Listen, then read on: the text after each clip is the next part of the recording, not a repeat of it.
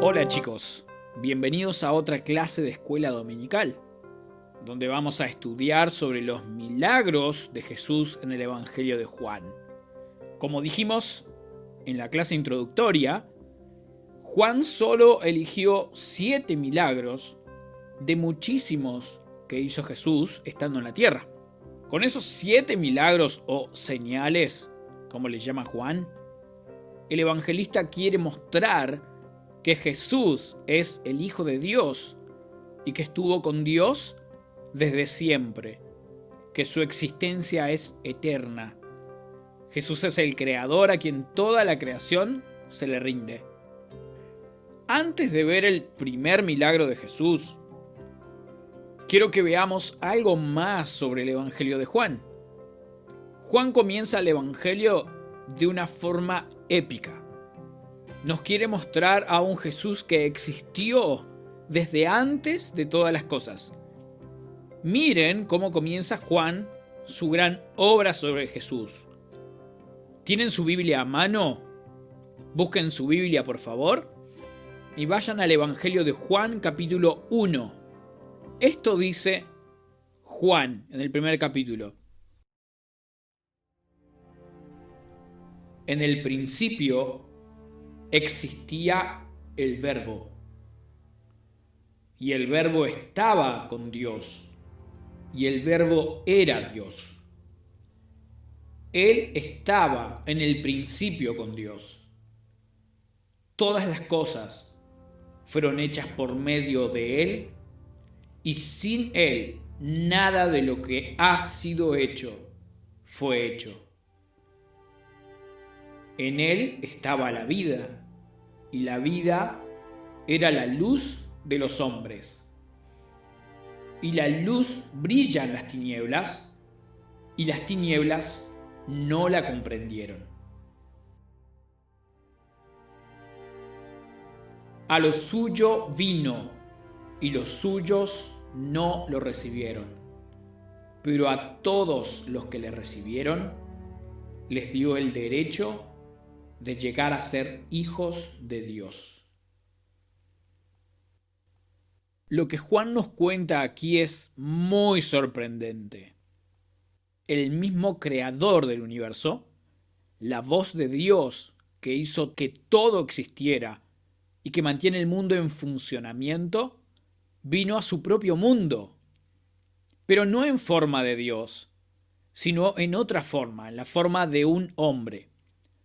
¿Recuerdan la clase que vimos sobre la transfiguración? Jesús tenía otra naturaleza detrás de su cuerpo de hombre. Él era Dios. Y Juan comienza su evangelio mostrándonos a Jesús como ese Dios eterno que siempre existió. Pero las preguntas que nos hacemos son: ¿qué cosas debemos esperar de un ser todopoderoso? ¿Qué tipo de poderes debería tener? ¿Acaso debemos esperar que haga las cosas que vemos en las películas de superhéroes? Vamos a ver que Jesús hace cosas totalmente diferentes a los superhéroes de las películas. Vamos a nuestra Biblia en el Evangelio de Juan, capítulo 2, del versículo 1 al 12. Vamos a ver cómo Jesús salvó una fiesta y a un novio que quizás no tenía mucho dinero y que necesitaba ayuda. Dice Juan en el versículo 1: al tercer día se celebró una boda en Caná de Galilea, y estaba allí la madre de Jesús. Y también Jesús fue invitado con sus discípulos a la boda. Bien, una primera observación del texto nos dice que estamos en Caná. Caná era una pequeña aldea en Galilea. Jesús también era de Galilea, de un pueblo cercano a Caná, llamado Nazaret. Ustedes lo pueden ver a ambas ciudades, a ambos pueblos, ahí en el mapa, muy cerquita. ¿En qué momento está pasando esto? Bueno, es en una boda. Quizás la boda fue de algún pariente de Jesús, no lo sabemos. Pero lo que sí sabemos es que la familia de Jesús fue invitada a la fiesta y también sus discípulos. Para esa altura, Jesús ya había elegido a los 12 discípulos. Pero nos llama la atención que dejaran a Jesús llevar sus discípulos, ya que a las bodas solían asistir solo los familiares y amigos más cercanos. Al parecer Jesús ya se había hecho famoso por su ministerio en Judea y ya la gente pensaba que él era un maestro importante. Por eso también dejan que vayan sus discípulos. Vamos a hacer un paréntesis en este momento. Vamos a hablar de las bodas. Las bodas en los tiempos de Jesús son muy distintas a lo que nosotros conocemos de una boda. Los que han ido a alguna boda en estos tiempos, en su vida, quizás piensen que es de determinada manera, pero vamos a ver cómo eran los tiempos de Jesús. Miren lo que dice un diccionario bíblico. Boda: acontecimiento alegre, celebrado con música, banquetes, vino y bromas. El novio iba con amigos a la casa de la novia y luego los escoltaba a su propia casa. Los festejos duraban 1 o 2 semanas. Hombres y mujeres se hallaban separados en la fiesta, aún durante el convite. Bien, esa es la definición de un diccionario bíblico acerca de lo que es una boda. Y vemos que es un acontecimiento alegre, hay mucha alegría.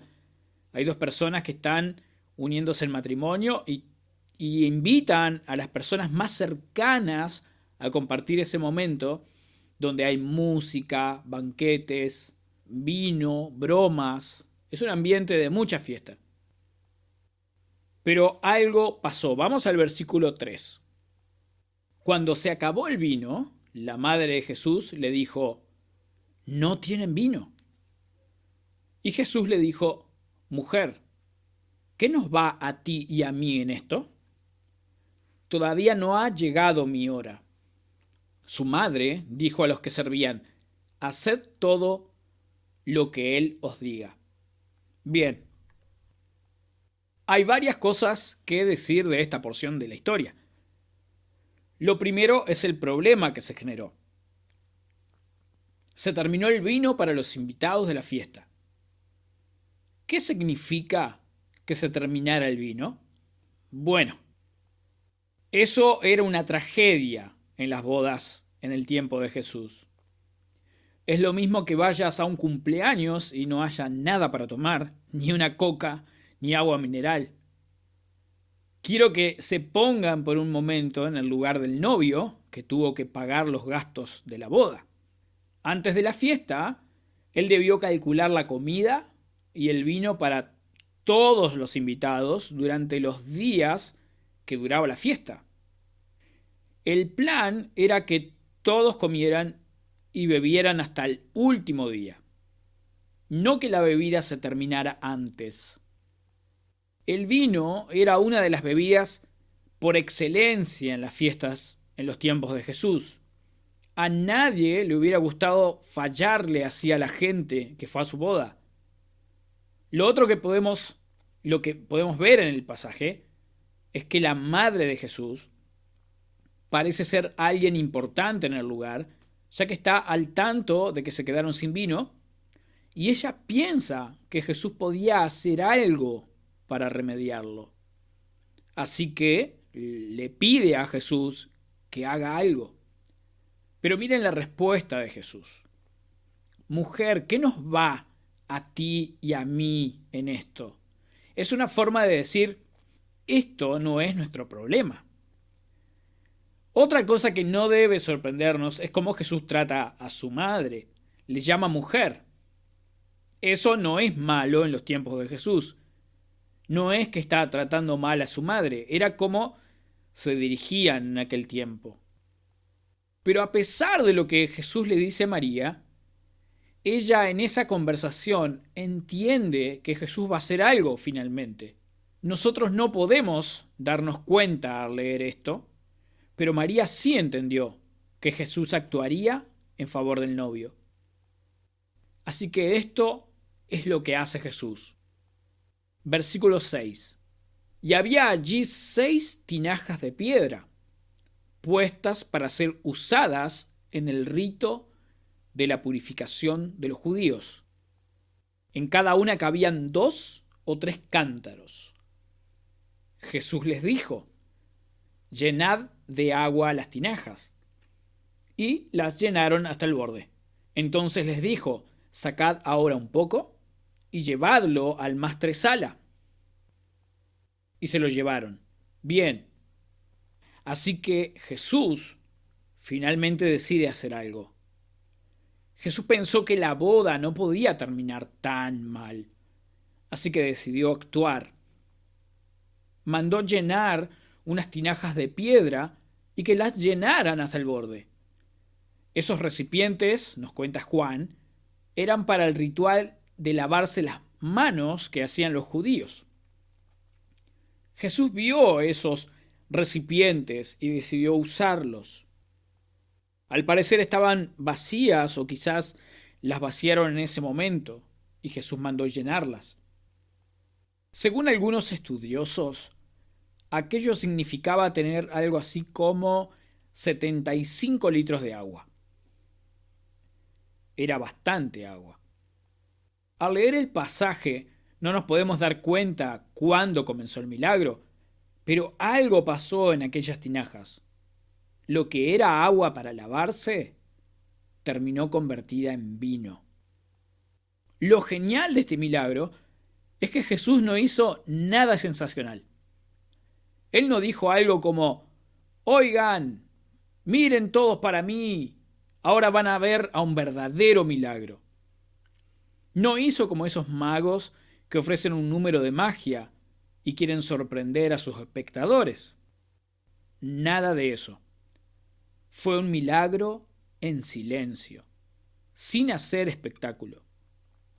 Jesús pidió que le sirvieran a un señor importante que era encargado de supervisar la fiesta, alguien que lideraba la organización de la boda. Así que le obedecieron y lo que cargaron en los recipientes le fue llevado a esa persona, el maestresala. Vamos al versículo 9. Cuando el maestresala probó el agua convertida en vino, y como no sabía de dónde era, pero los que servían, que habían sacado el agua, lo sabían, el maestresala llamó al novio y le dijo: todo hombre sirve primero el vino bueno, y cuando ya han tomado bastante, entonces el inferior. Pero tú has guardado hasta ahora el vino bueno. Bien, el maestresala no sospechó nada. Él no sabía que eso que estaba tomando había sido agua unos segundos atrás. Los que sirvieron sí sabían, pero no le dijeron nada. Entonces, él probó el vino y se sorprendió de su calidad. Era un vino muy bueno.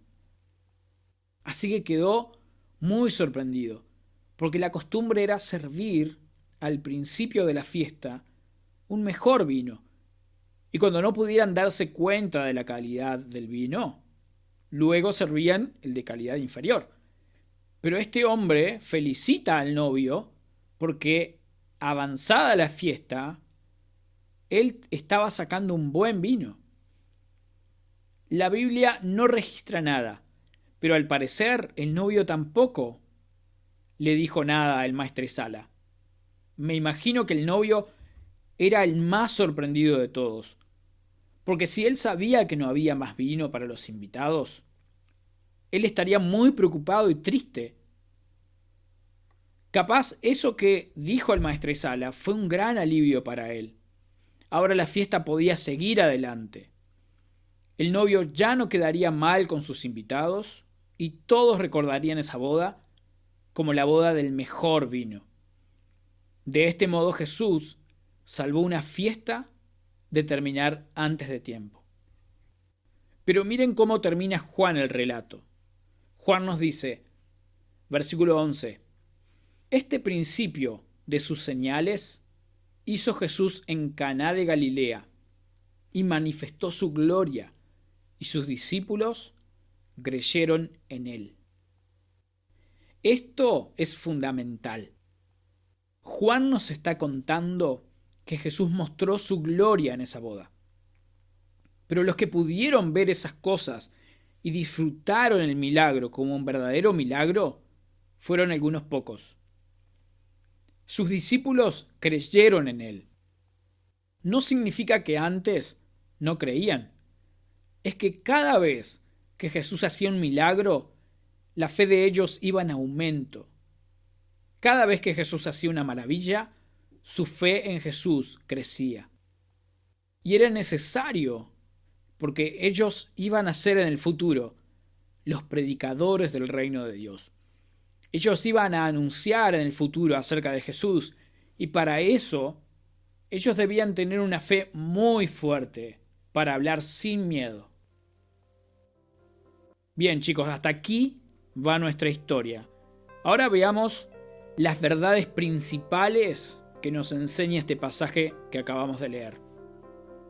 Bueno, la primera verdad principal es que el objetivo de este pasaje en Juan es mostrarnos que Jesús no era una persona común. No era un invitado cualquiera.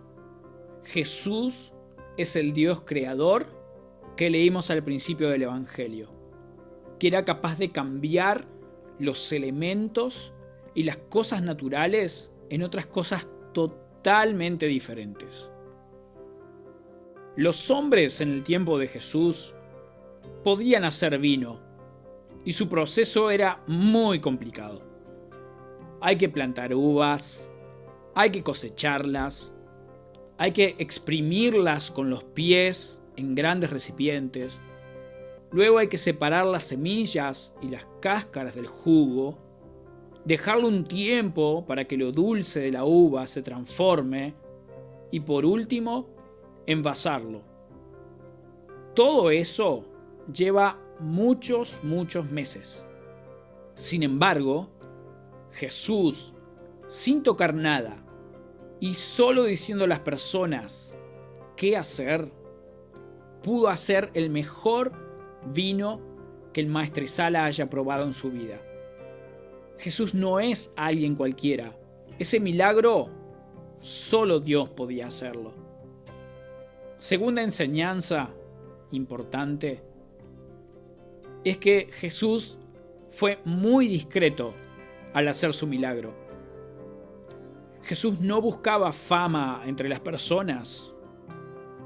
No la necesitaba.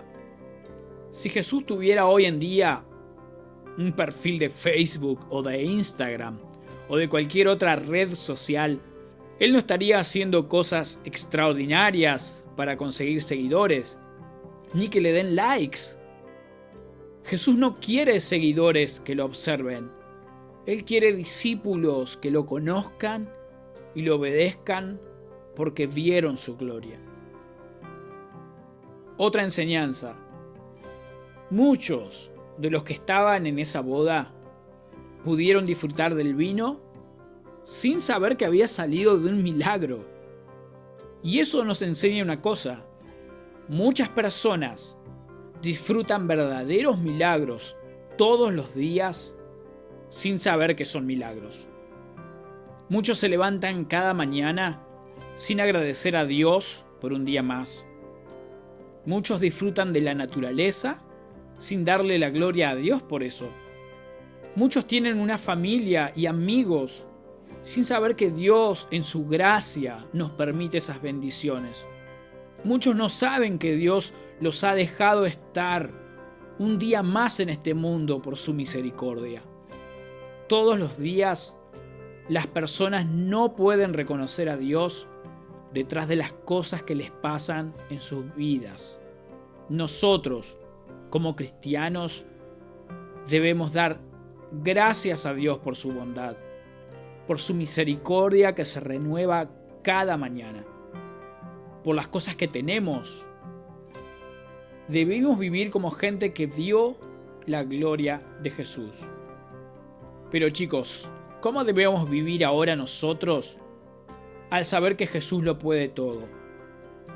Lo que debemos hacer es que debemos conocerle, honrarle, orar a Él, buscar hacer su voluntad, porque Él es ese Dios que puede cambiar la realidad y tiene el poder para cambiar nuestros problemas.